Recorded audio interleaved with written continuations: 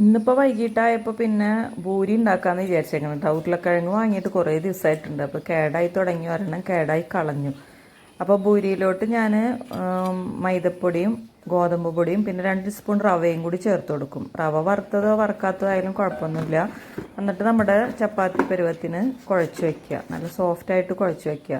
പിന്നെ ഉരുളക്കിഴങ്ങ് നന്നാക്കി ചെറുതാക്കി നുറുക്കി സബോള, പച്ചമുളക്, ഇഞ്ചി, വെളുത്തുള്ളി ചതച്ചാണ് ഞാൻ ഇടാറ്. ഇന്നിപ്പോൾ അരച്ചതുള്ള കാരണം അത് ഇട്ട് കൊടുക്കണം. പിന്നെ മഞ്ഞൾപ്പൊടിയും ഉപ്പും കൂടിയിട്ട് വെള്ളം ഒഴിച്ചിട്ട് കുക്കറിൽ വേവിക്കാൻ വേണ്ടി ഇടും. ഞാൻ കുക്കറിൽ തന്നെ വേവിക്കാൻ ഇടാറ്, അല്ലാണ്ട് ഉരുളക്കിഴങ്ങ് തന്നെ പുഴുങ്ങിയൊന്നും എടുക്കാറില്ല. ഇങ്ങനെ ഒരുമിച്ചിട്ട് വേവിച്ചിട്ട് പിന്നെ അതിലോട്ട് കാച്ചി ഒഴിക്കുകയും ചെയ്യാം.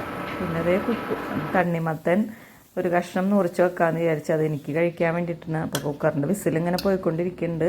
അപ്പോൾ ഇതേ തുറന്ന് നോക്കിയപ്പോൾ വെന്തിട്ടുണ്ട്. ഇനി അതിലോട്ട് കടുക് പൊട്ടിച്ച് വറ്റൽമുളക്, കറിവേപ്പില, പിന്നെ കുറച്ച് സബോളയും കൂടി ഞാൻ വഴറ്റിയിട്ടിടും കേട്ടോ. അത് എന്തിനാണെന്ന് വെച്ചാൽ നമ്മളിത് കഴിക്കുമ്പോൾ ഈ സബോള കടിക്കുമ്പോൾ നല്ലൊരു ടേസ്റ്റ് ഉണ്ടാവും. അപ്പം അതിന് വേണ്ടിയിട്ടാണ് അങ്ങനെ ഇട്ട് കൊടുക്കുന്നത്.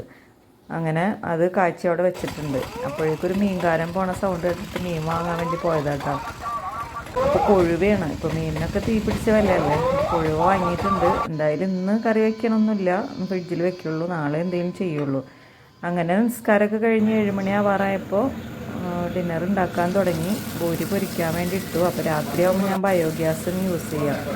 അപ്പോൾ പകലൊക്കെ കറണ്ട് യൂസ് ചെയ്യുമ്പോൾ രാത്രി ഇത് സേവ് ചെയ്ത് വെച്ചിട്ട് ഇത് രാത്രി എടുക്കും. അങ്ങനെ അതുമ്മ വെച്ചിട്ടാണ് ഞാൻ പൊരിച്ചെടുക്കുന്നത്. അപ്പോൾ 7 മണിക്ക് മുമ്പ് ഞങ്ങളുടെ ഡിന്നർ കഴിക്കൽ കഴിയും.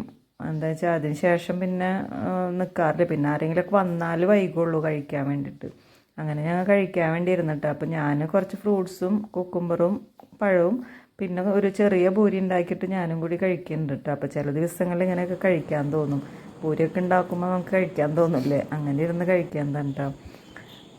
അങ്ങനെ പിന്നെ എല്ലാവരും കൂടി ഇരുന്ന് ഡിന്നർ കഴിക്കുകയാണ്.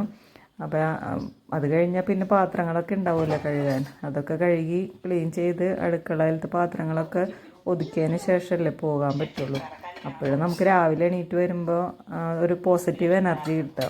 ഞാൻ എപ്പോഴും വീഡിയോയിൽ പറയാറുണ്ട്. അപ്പോൾ എല്ലാവരും അങ്ങനെയൊക്കെ ചെയ്യുന്നവരാവും. എന്നാലും ചിലവർ രാത്രി പാത്രങ്ങൾ കഴുകാതെ രാവിലെ വന്ന് കഴുകുന്നവരുണ്ടെന്നൊക്കെ പറഞ്ഞ് കേട്ടിട്ടുണ്ട്. ഞാനിപ്പോൾ ഇങ്ങനെയാണ് കേട്ടോ ചെയ്യാറ്. അപ്പോൾ അങ്ങനെ ഇന്നത്തെ വീഡിയോ അപ്പോൾ ഇത്രയേ ഉള്ളൂ. എല്ലാവർക്കും ടാറ്റ ബൈ ബൈ.